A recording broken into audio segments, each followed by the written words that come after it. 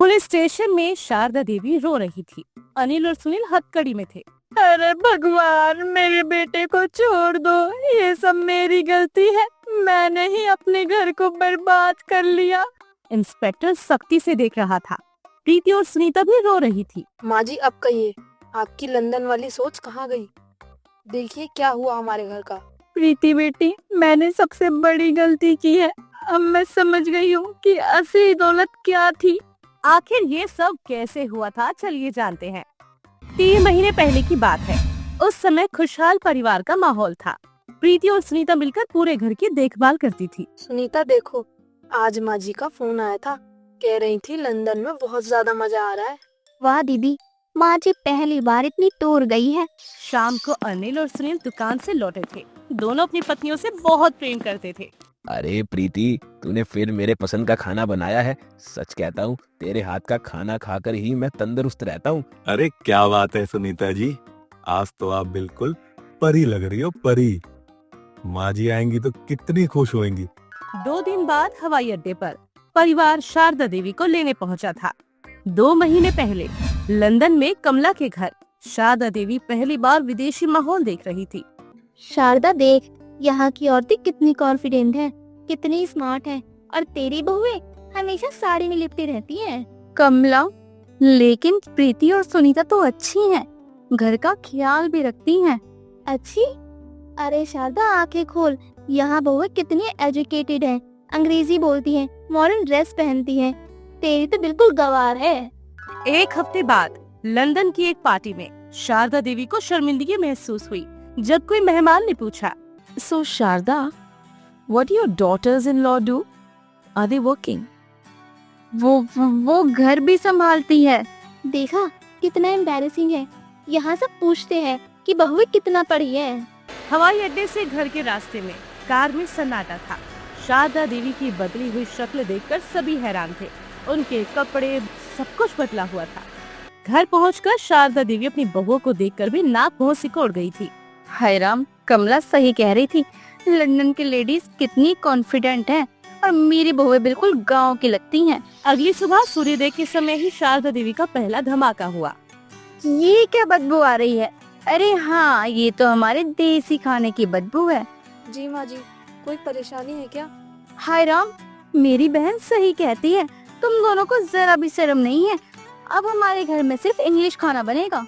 माँ जी, लेकिन हमें तो इंग्लिश खाना बनाना नहीं आता। तो सीखो ना, पिज्जा, बर्गर। मैं अपने दोस्तों को क्या मुंह दिखाऊंगी कि मेरी बहुएं गंवार हैं। उसी शाम को खाने के समय अनिल और सुनील हैरान रह गए। अरे यार, माँ को क्या हो गया है? पहले तो प्रीति की तारीफ करती थी। भाई, मुझे तो कुछ समझ नहीं आ रहा। सुनीता भी रो रही थी सुबह से। कुछ दिन बाद जब शारदा देवी का गुस्सा और बढ़ गया तो रसोई में पिज्जा बनाने की कॉमेडी शुरू हुई। सुनीता, ये कैसे बनता है? यूट्यूब पे तो इतना आसान लग रहा था, मगर ये रियलिटी में चिपक क्यों रहा है? दीदी, मैं भी कंफ्यूज हूँ। ये चीज क्या है? ये नमक है ना? डाल देती हूँ। गलती से पूरा आटा मीठा हो गया। प्रीति ने टमाटर की जगह बेसन भी मिला दिया था। अरे नहीं, ये तो बिल्कुल अजीब लग रहा है। खाने के समय जब अनिल ने टेस्ट किया, थू, अरे ये क्या है? मुंह में मिठास और कड़वाहट दोनों। ये पिज़्ज़ा है या बवाल? अरे क्या बना दिया है ये? माफ करना, गलती से चीनी और बेसन चला गया। 2 दिन की ठंडी जंग के बाद शाम को शारदा देवी कमला से फोन पर बातें कर रही थी। प्रीति बर्तन धोते समय अनजाने में सब कुछ सुन रही थी। प्रीति का दिल टूट गया और हाथ से बर्तन गिर गया और वो रोने लगी। माँ जी, आप ऐसा क्यों सोचती हैं? हमने तो कभी आपका बुरा नहीं चाहा।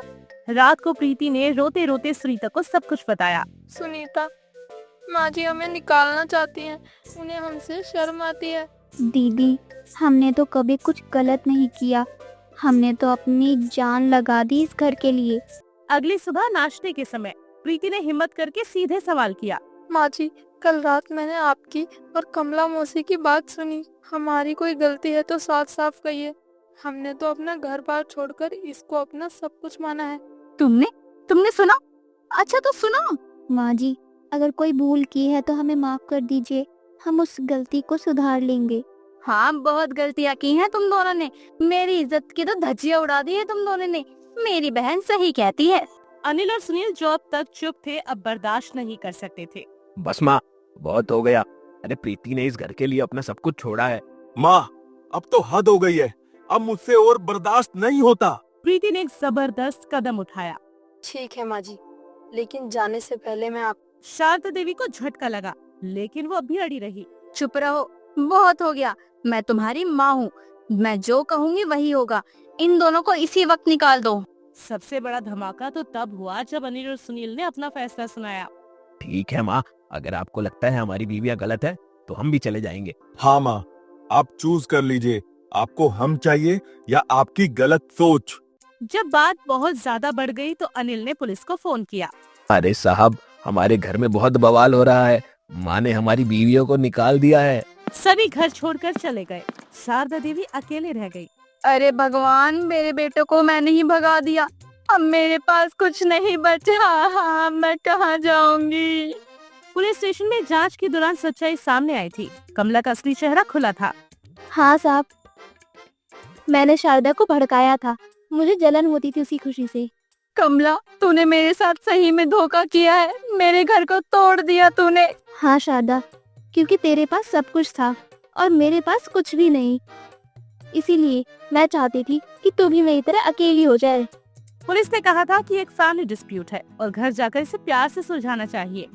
पुलिस स्टेशन से घर के रास्ते में शारदा देवी को अपनी भूल का पूरा एहसास हो चुका था।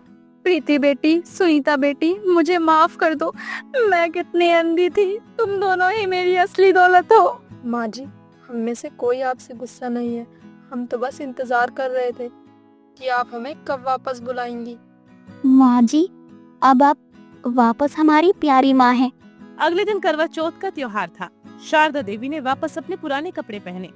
माँ, अब लगता है हमारा घर वापस जन्नत बन गया है। हाँ माँ, अब तो भाभी और सुनीता के हाथ का खाना भी मिलेगा। मैंने सीखा कि असली खुशी परिवार में होती है, किसी के दिखावे में नहीं।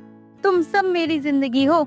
सभी ने मिलकर पारंपरिक तरीके से करवा चौथ मनाया। शारदा देवी समझ गई कि उनकी सच्ची संपत्ति उनका परिवार है। हाँ, मैं भूल गई थी कि सच्ची खुशी यही है।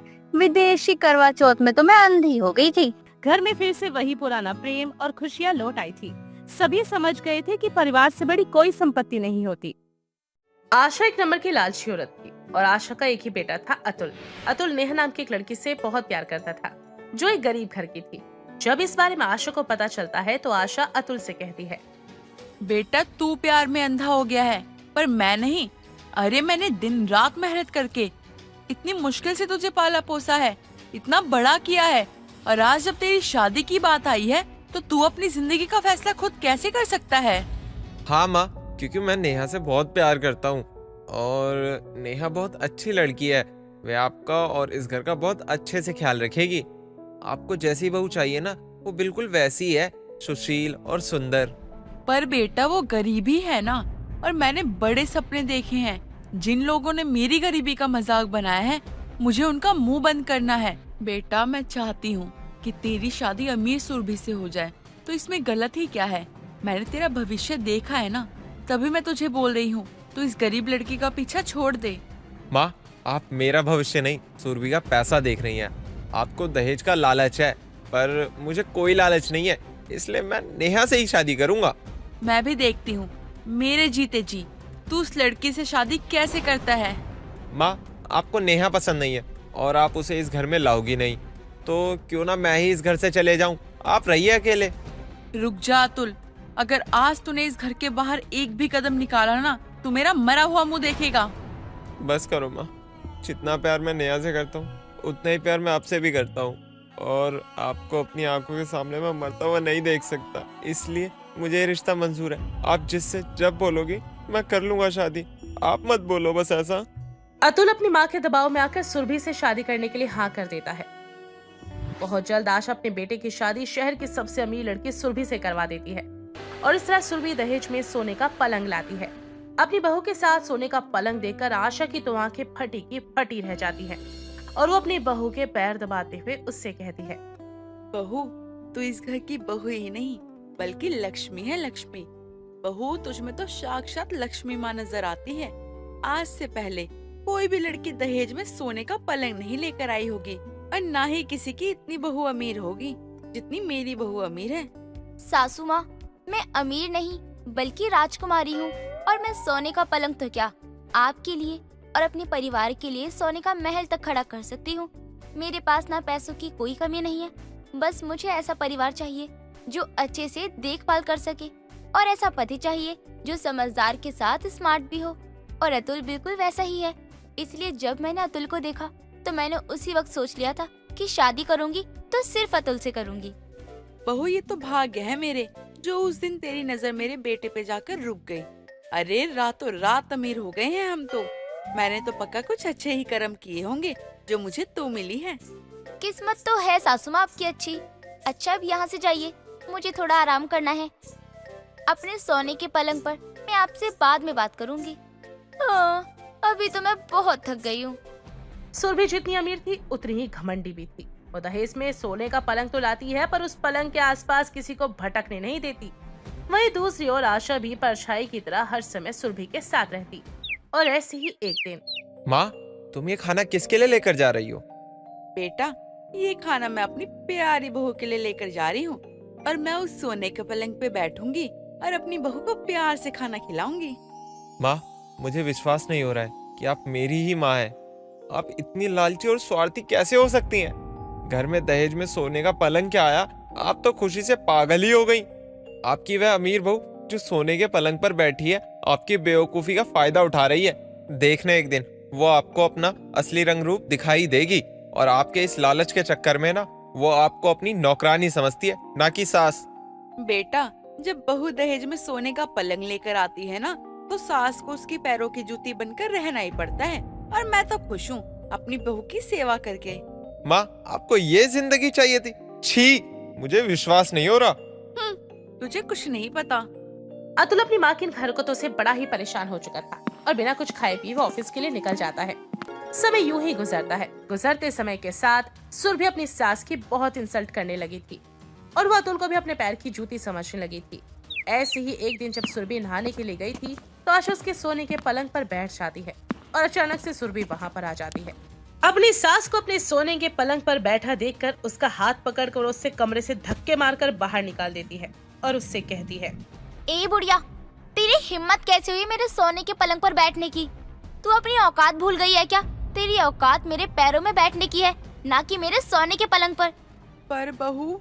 क्या बहू? हाँ, अरे शुक्र मना कि तुझ जैसी बुढ़िया को अपनी सास बनाया है।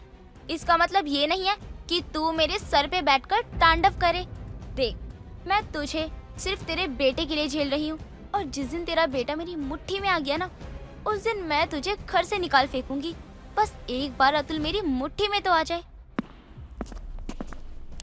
सुरभि, तुम्हारी हिम्मत कैसे हुई मेरी माँ से बदतमीजी करने की? और रही बात मेरी, तो तुम मुझे चाह कर भी अपना नहीं बना पाओगी, क्योंकि मैंने ये शादी अपनी माँ के कहने पर की थी, और तुमसे प्यार नहीं करता मैं। अगर तुम्हें अपने पैसों को इतना ही घमंड है ना, तो अपने सोने के पलंग को उठाओ और निकलो हमारे घर से।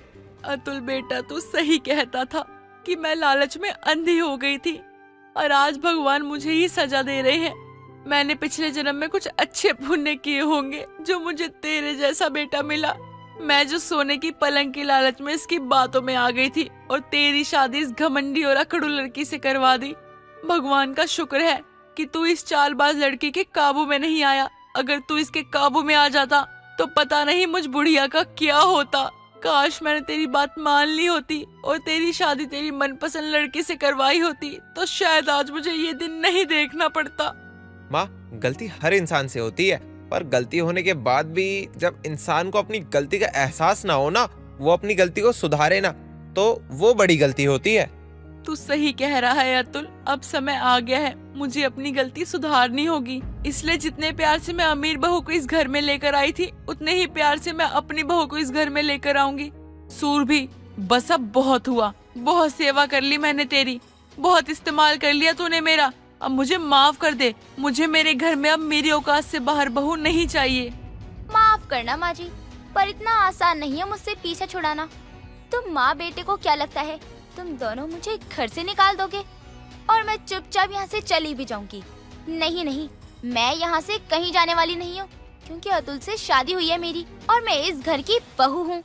जाना तो तुम्हें यहाँ से पड़ेगा सुरभि, क्योंकि अब हमारा रिश्ता खत्म हो चुका है। मैं जानता था तुम अपनी औकात एक दिन मेरी माँ को दिखाई दोगी, उस दिन मेरी माँ को अकल आ जाएगी। इसलिए काम के बहाने मैंने तुमसे हमारे तलाक के पेपर पर साइन करवा लिए थे पहले ही।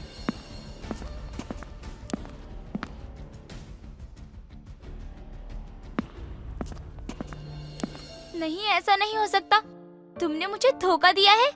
धोखा तुमने किया है मेरी माँ के साथ, उनकी मासूमियत का फायदा उठाकर उन्हें पैसे और दहेज में सोने का पलंग का लालच देकर, जबकि तुमने मेरी माँ को हमेशा नौकरानी बनाकर रखा है। और आज जब तुम्हारा इंतजार करने के लिए मेरी माँ तुम्हारे सोने के पलंग पर बैठी तो तुमने मेरी माँ के साथ ये सुलूक किया। अतुल देखो, मुझसे गलती हो गई। मैं तुमसे बहुत प्यार करती हूँ। बड़ी मुश्किल से मैंने तुम्हें पाया है। मैं तुम्हें नहीं खो सकती। तुम चाहते हो ना कि मैं अपने सोने का पलंग तुम्हारी माँ को दे दूँ? तो ठीक है, मैं अपने सोने का पलंग तो क्या, अपनी पूरी धन दौलत तुम्हारी माँ को दे दूंगी। तुम बस मेरे हो जाओ। भूल जा बहू मेरे बेटे को, और भूल जा अपनी लालची सास को, क्योंकि अब मैं तेरी बातों और तेरी लालच में नहीं आने वाली। बेटा तू ही इसे ठीक कर, उसी तरह धक्के मार के बाहर निकाल जिस तरह इसने मुझे धक्के मार के अपने कमरे से बाहर निकाला था। अपनी माँ के कहने पर अतुल सुरभि का हाथ पकड़कर उसे धक्के मार के घर से निकाल देता है, जिसके बाद आशा को अपनी गलती का एहसास होता है और वो जल्द ही आशा के दहेज में सोने का पलंग भी अपनी बहू के साथ उसके घर वापस भिजवा देती है। कुछ दिनों बाद अतुल नेहा से शादी कर लेता है। शादी के बाद नेहा घर की सारी जिम्मेदारियां संभालती है और आशा की भी खूब सेवा करती है। सही कहता था मेरा बेटा, तेरे अंदर बहू के सारे गुण हैं। माँ जी, ये तो मेरी माँ के संस्कार हैं और आपका नजरिया है। सही कहा बेटा तूने, तेरे माँ बाप ने तुझे बहुत अच्छे संस्कार दिए हैं। काश कि मैंने अतुल की बात पहले ही मान ली होती तो मुझे इतनी अच्छी बहू मिल जाती। कोई बात नहीं माँ जी, अब मैं आ गई हूँ ना। आपको किसी भी चीज की ना फिक्र करने की कोई जरूरत नहीं है। आपको सिर्फ खुशियाँ ही खुशियाँ मिलेगी। अब देर से ही सही पर नेहा आशा की बहू बन जाती है, जिसके बाद आशा की जिंदगी खुशियों से भर जाती है और पूरा परिवार हंसी खुशी अपना जीवन बिताता है। दोस्तों, अगर आपको ये कहानी पसंद आई तो इसे लाइक करें, शेयर करें और कमेंट करके बताएं कि कहानी में आपको सबसे अच्छा क्या लगा।